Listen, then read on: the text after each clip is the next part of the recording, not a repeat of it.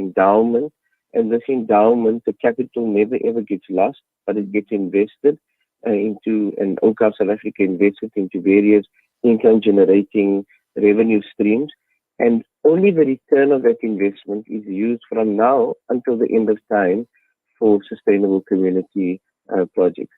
So it creates within our community a sustainability that the capital that we use for Sadaqah Jariyah, etc., isn't used, but it is banked, it is saved and invested, and that return of the income on an annual basis gets used for various projects in health, education, infrastructure, social cohesion, etc. So whatever Islamic valid purpose one can use a project for, the returns of that capital is used in order to benefit the community at large.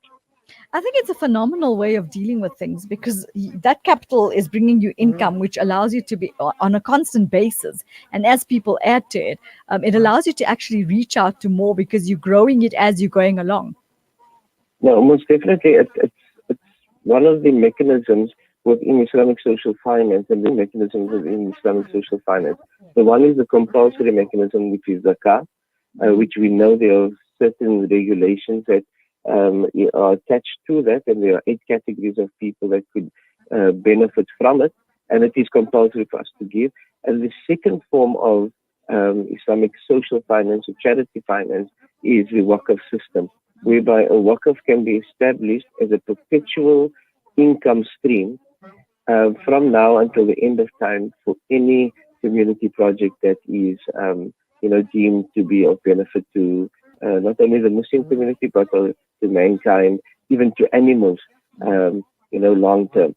So, alhamdulillah, we've seen the benefits of this particular system over the 20 years that Awqaf South Africa has established itself. And the first few years have been very challenging because we needed to go on an educational campaign to reintroduce the lost concept of how the Nabi Sallallahu Alaihi Wasallam intended Waqf to be instituted within our communities.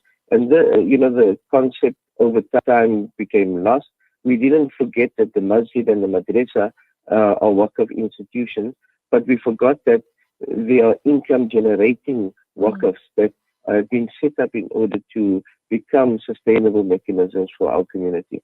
And largely this was as a result in the Muslim world, due to colonialism and the destruction of the Waqf system. So over the past 20 years, we've been reintroducing this concept, and up to now, alhamdulillah, you're able to see the phenomenal work that we as Awqaf South Africa are able to do in empowering our communities, but also empowering other organizations to achieve the types of work that they are doing within the community. Most definitely. It's so nice to see. I was reading your year-end report. Obviously, it was quite intense. But what stood out for me was the fact that you've partnered with Day One Health to provide a Sharia-compliant medical cover to imams, muathins, and Islamic workers. I think that is so important, and it's so amazing because a lot of the times you find these people are actually forgotten, and we don't realize the importance of these imams and the muathins and the types of work that they're doing for us. And having to create this medical cover, I think, is phenomenal because a lot of the times, having to go to the public hospitals, especially now with COVID-19, is overwhelming. And at least they have access to this particular type of health cover, which could help them in many directions. Definitely. So our ulama, our communities, our Islamic workers, they are the backbones of our society. But often they are excluded from these type of programs simply because they cannot afford it. So what we've done is we've established a particular Waqf that looks at this, medical cover for, imams and Islamic workers. So from now on, inshallah, on a continuous and an annual basis, we'll be able to add more and more onto the program. Currently, we have about 100 imams, muazzins, and Islamic workers on the project. And it has created, some form of independence for them as community workers, and also given them that dignity that without the stress of how am I going to look after my children, how am I going to look after my family, because I need to Most go to a definitely. doctor and I don't have the resources. They Yes. are able to go there. That's just one of the support mechanisms. We've also partnered with the Imam Development Program, and we provide those imams with additional resources, for example, computers and access to technology and a few other things. So this is how the Waqf is currently working for the community. Yeah, it's definitely creating empowerment and uplifting all those that I need, and in many directions, not just one. So we want to commend you on that, because it's some phenomenal work that's happening out there. What would you like to leave us with today? So I would like to encourage the community, whether it is in a little bit of a small way, whether it's in a large way, whatever your capacity is, practice the prophetic tradition that has been practiced by the Nabi Sallallahu Alaihi Wasallam as well as all of the Sahaba, radiallahu anhum, in order to establish a waqf, whether it is small, whether it is large, whatever it is. Continue that practice. It is a sadaqah jariyah. It is a perpetual reward for you from now until the end of time, and it also becomes a sustainable mechanism for our community to grow. So, contact Awqaf South Africa, dedicate a portion of your wealth on an ongoing basis or as a once-off, but establish that waqf. We had an old lady phoning us one day and saying, I am a pensioner, I don't have a lot of money. She borrowed a telephone from a friend of hers and says, I can only give 5 rand. Am I able to establish a waqf for the 5 rand? And we said, Auntie, that 5 rand is your key to Jannah, because at the end of the day, that 5 rand from now, in 100 years' time, 200 years' time, would have helped so many different people. Most So definitely. our idea is, and our plea is, establish a waqf and inshallah ensure that our communities become self-reliant and sustainable in the future, inshallah. Jazakallah so much for joining us this morning. Definitely enlightening people with regard to Waqf and how they can get involved in actually contributing towards that. And we want to commend you on the amazing job that you have done thus far. So Jazakallah, brother Mickaeel. We wish you nothing best for the future in 2021. We don't know what it holds, but also hoping that you and your team stay safe after hearing this really bad news. You do take care of yourself, and our condolences with the team once again. Jazakallah. Assalamu alaikum. That was Brother Mickaeel Collier from Awqaf SA, the Deputy CEO. Definitely with not very good news this morning. They've just lost one of their members with COVID-19. So it's real and it's out there. We're going to go for a quick break, and we're going to be joining Tabile Duma for the news at the Al Ansar newsroom. Breaking stereotypes, moving boundaries, joining hands. Salam Media. لا تقل لوحدي أو كيف السبيل. Humanity sets the agenda. تصنع المستحيل. إلهي مولا إلهي إلهي إلهي مولا मलंग में जिंदगी की राह चल चला है खुदा एक तेरा मेरा है एक फलसफा खाना बदोश हूँ मदहोश हूँ तेरे इश्क में मैं शराबूर हूँ इलाही इलाही Breaking news at 9, at least 49 people have been arrested for flouting COVID-19 regulations in Johannesburg in the past 48 hours, and Tehran has threatened to target whoever had a role in the assassination of Lieutenant General Qasim Soleimani. Good morning, I'm Tabile Duma. At least 49 people have been arrested for flouting regulations in Johannesburg in the past 48 hours. The city's authorities are conducting major roadblocks and visiting entertainment establishments to monitor compliance. Under stricter lockdown regulations, a curfew begins at 9 p.m. and huge parties and gatherings are not allowed. Home Affairs Minister Arun Motsoaledi yesterday announced the measures to bolster South Africa's borders as the country ramps up its battle against the COVID-19. Speaking at a media briefing, Motsoaledi said would deploy an additional 160 officials to 6 of the country's busiest ports of entry to manage a high influx of people moving in and out of South Africa. His department has come under fire following days of congestion at the Beitbridge border post. The minister blamed the congestion on the freight industry. Motsoaledi said that he hoped that common sense would reign supreme between the authorities and the freight industry, saying that plans were approved to ensure tighter controls at the country's borders. The minister said that Beitbridge, Lebombo, Oshok, Maseru, Vicksburg, and Kapsfontein were the 6 points that would receive extra attention in the coming days. Motsoaledi said that a part of the teams are being deployed would assist the South African National Defence Force at the borders. He said that there would be no entry into the country without an authentic COVID-19 test. Meanwhile, Police Minister Mickaeel Collier has warned that police will not hesitate to arrest people who break the curfew on New Year's Eve.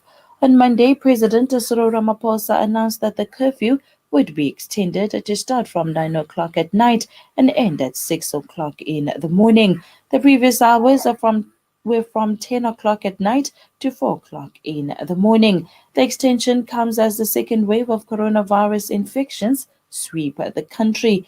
Addressing police officers in KwaMashu, northern KwaZulu-Natal, Collier said never before has there been such a serious situation that New Year's Eve celebrations had to be cancelled. He has told the police officers that the country is counting on them to enforce the law courteously but firmly.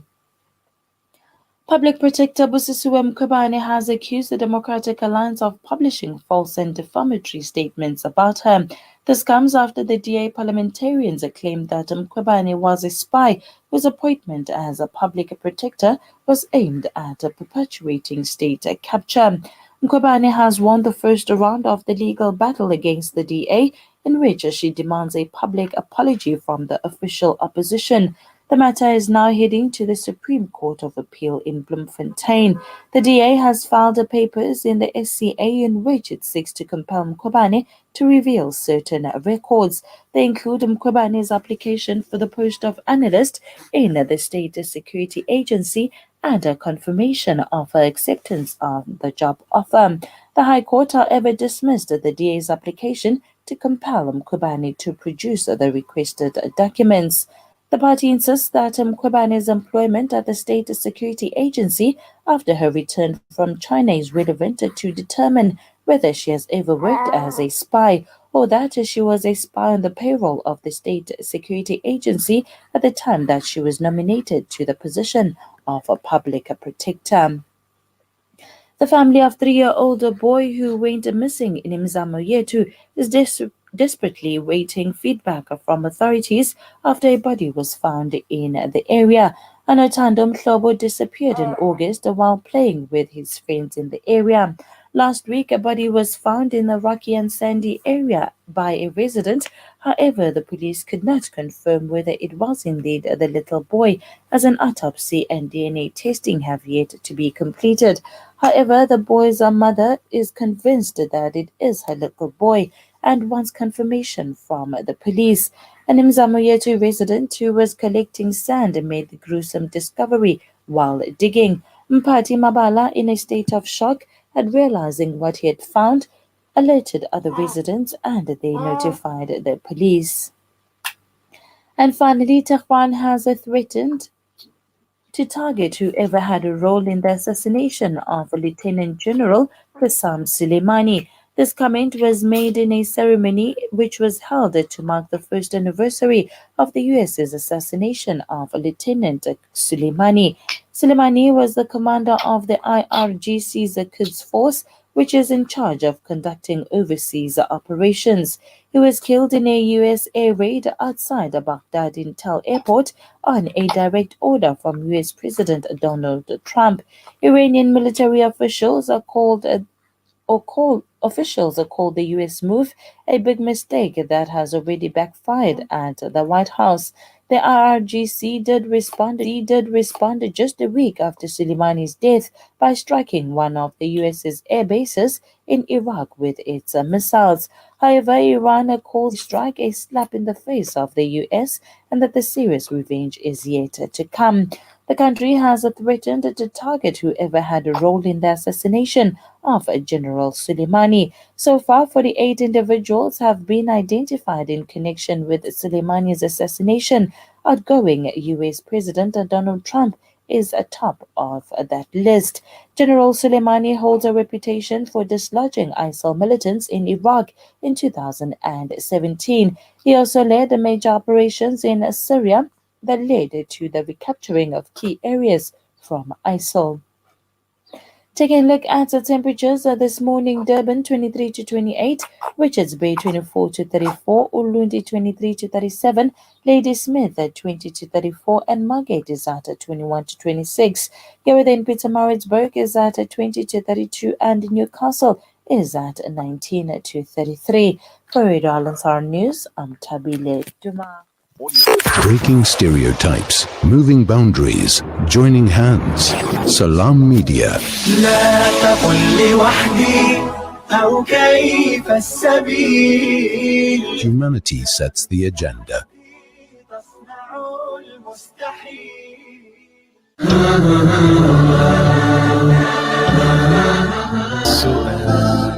تلك سنين مرت مني نعيب زمننا وما في العيب سوانا ونهجود الزمان بغير ذنب ولو نطق الزمان لنا هجانا ربي أنت القريب على محالي من بعيد يا ربي بطشهم شديد آذوني ربي أنت القريب على محالي من بعيد يا ربي بطشهم شديد آذوني Allah, you know what I need when I'm praying down on my knees. I'm begging you, Allah, please take me to heaven.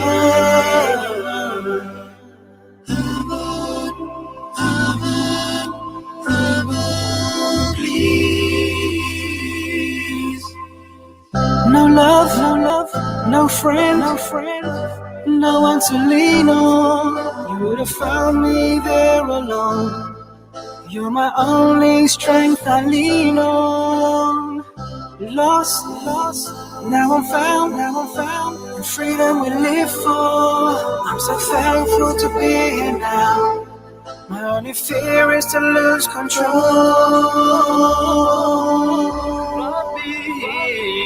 ربي أنت القريب على محالي من بعيد يا ربي بطشهم شديد آذوني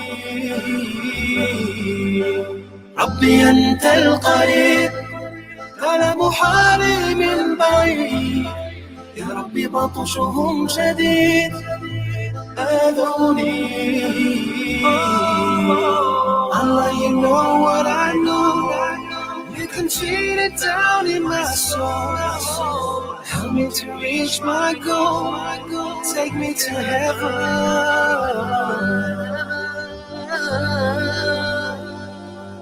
رحماك ملأ النور سماك لا شريك لك يا رحمن يا رحيم رحماك ما لنا في الكون إلهي غيرك سبحانك أنت عزي وجاهي ربي أنت القريب على محالي من بعيد يا ربي بطشهم شديد